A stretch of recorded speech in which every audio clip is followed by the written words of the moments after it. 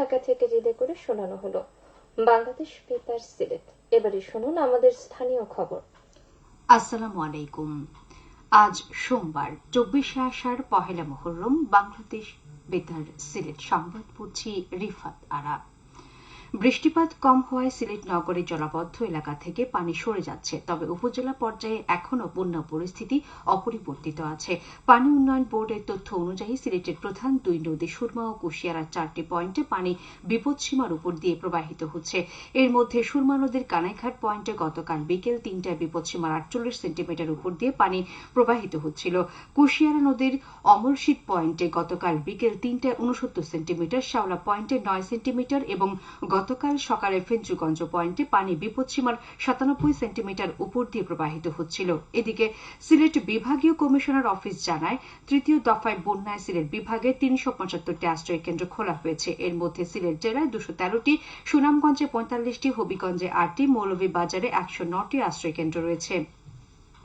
বন্যায় সিলেট বিভাগে প্রায় 13 লাখ মানুষ আক্রান্ত হয়েছেন। এর মধ্যে সিলেটে প্রায় 6 লাখ, সুনামগঞ্জে প্রায় 4 লাখ, হবিগঞ্জে 2 লাখ এবং মৌলভীবাজারে প্রায় 3 লাখ রয়েছেন। বিভাগের 375টি আশ্রয় কেন্দ্রে আশ্রয় নিয়েছেন প্রায় 21,000 মানুষ। বানভাসীদের জন্য জিআর চাল বরাদ্দ দেওয়া হয় 5,015 মেট্রিক টন। একই সঙ্গে নগদ টাকা বরাদ্দ দেওয়া হয় 1,28,00,000 টাকা। এছাড়া শুকনো খাবার প্রায় 48,000 প্যাকেট, শিশু খাদ্য 40,000 ও গোখাদ্য 40,000 প্যাকেট বরাদ্দ দেওয়া হয়। এদিকে মৌলভীবাজারের জুড়ি নদী ও প্রধান দুটি হাওর ছাড়া অন্যান্য নদ নদীর পানি কমতে থাকায় বন্যা পরিস্থিতির উন্নতি হচ্ছে। তবে জেলার 5টি উপজেলা ও 3টি পৌরসভার প্রায় 2 লাখ লোক এখনও পানিবন্দী। বন্যা দুর্গত এলাকায় সরকারি বেসরকারি উদ্যোগে ত্রাণ সামগ্রী বিতরণ অব্যাহত রয়েছে। জেলা প্রশাসন জানায়, এখন পর্যন্ত আশ্রয় কেন্দ্রে আশ্রয় গ্রহণকারী লোক সংখ্যা প্রায় 8,000 জন। উপদ্রুত এলাকায় 38টি মেডিকেল টিম কাজ করছে।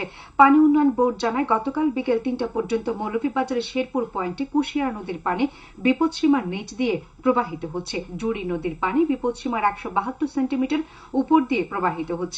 অপরদিকে হবিগঞ্জের নবীগঞ্জে কুশিয়ারা নদীর পানি বিপদসীমার 10 সেন্টিমিটার ও আজমিরিগঞ্জে কালনী নদী বিপদসীমার 24 সেন্টিমিটার উপর দিয়ে প্রবাহিত হচ্ছে। সুনামগঞ্জে প্রধান নদী সুরমার পানি কমে আসায় বন্যা পরিস্থিতির আরও উন্নতি হয়েছে। জেলা শহরের নিকট সুরমা গতকাল বিপদসীমার 28 সেন্টিমিটার নিচ দিয়ে প্রবাহিত হয়েছে। হিন্দু ধর্মাবলম্বীদের অন্যতম প্রধান ধর্মীয় অনুষ্ঠান জগন্নাথ দেবের রথযাত্রা উৎসব গতকাল শুরু হয়েছে। রীতি অনুযায়ী প্রতি বছর চন্দ্র আষাঢ়ের শুক্লপক্ষের দ্বিতীয়া তিথিতে শুরু হয় জগন্নাথ দেবের রথযাত্রা। এ উপলক্ষে সারা দেশের মতো সিলেটেও বর্ণাঢ্য শোভাযাত্রা সহ নানা ধর্মীয় অনুষ্ঠানমালার মাধ্যমে 9 দিন ব্যাপী জগন্নাথ দেবের রথযাত্রা মহোৎসব উদযাপিত হবে। হিন্দু ধর্মাবলম্বীদের বিশ্বাস, জগন্নাথ দেব হলেন জগতের নাথ বা অধীশ্বর। জগৎ হচ্ছে বিশ্ব আর নাথ হচ্ছেন ঈশ্বর, তাই জগন্নাথ হচ্ছেন জগতের ঈশ্বর। তার অনুগ্রহ পেলে মানুষের মুক্তি লাভ হয়, জীব রূপে তাকে আর জন্ম নিতে হয় না। এই বিশ্বাস থেকেই রথের উপর জগন্নাথ দেবের প্রতিমূর্তি রেখে রথ নিয়ে যাত্রা করেন হিন্দু ধর্মাবলম্বীরা। শুভ রথযাত্রা উপলক্ষে সিলেট দেবালয় রথযাত্রা উদযাপন কমিটি আন্তর্জাতিক কৃষ্ণ ভাবনামৃত সংঘ ইসকন 9 দিন ব্যাপী অনুষ্ঠানের আয়োজন করেছে। সকালে বিভিন্ন মাঙ্গলিক আনুষ্ঠানিকতার মধ্য দিয়ে শুরু হয় রথযাত্রার মূল অনুষ্ঠান। এর মধ্যে ছিল হরিনাম সংকীর্তন, বিশ্ব শান্তি ও মঙ্গল কামনায় অগ্নিহোত্র যজ্ঞ, মহাপ্রসাদ বিতরণ, আলোচনা সভা, কীর্তন, ভগবত কথা, সাংস্কৃতিক অনুষ্ঠান, ভগবত ও গীতা পাঠ। বিকেলে রথযাত্রা টানার মাধ্যমে এ অনুষ্ঠানের উদ্বোধন করা হয়। সিলেট দেবালয় রথযাত্রা উদযাপন কমিটির উদ্যোগে নগরের বিভিন্ন মন্দির থেকে উল্লেখযোগ্য সংখ্যক রথ রিকাবিবাজার রথযাত্রা মেলা প্রাঙ্গণে সমবেত হয়। রথ নিয়ে এ সময় পুণ্যার্থীরা শঙ্খ, ঘণ্টা, কাঁসর, ঢাক, ঢোল বাজিয়ে প্রার্থনা ও পূজা অর্চনাদি শেষ করে জয়ধ্বনি দিয়ে পুরো নগরকে মুখরিত করেন। আগামী 15 জুলাই জগন্নাথ দেবের রথযাত্রা উৎসবের শেষ দিন। এদিন বিকেলে উল্টো রথের বর্ণাঢ্য শোভাযাত্রার মাধ্যমে সাঙ্গ হবে 9 দিন ব্যাপী এই উৎসব।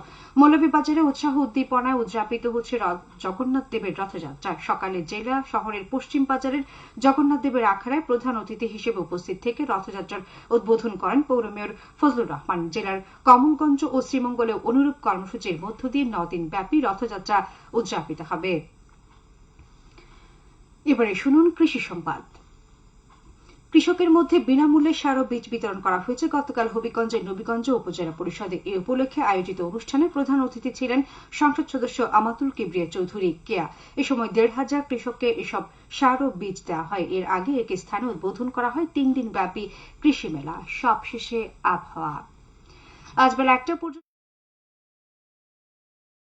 দক্ষিণ পূর্ব দিক থেকে অস্থায়ীভাবে ঘন্টায় সর্বোচ্চ ৬০ কিলোমিটার বেগে ঝড়ো হাওয়া বয়ে যেতে পারে। সেই সঙ্গে হতে পারে বৃষ্টি অথবা বজ্রসহ বৃষ্টিপাত। এসব এলাকার নদীবন্দর সমূহকে ১ নম্বর সতর্কতা সংকেত দেখিয়ে যেতে বলা হয়েছে।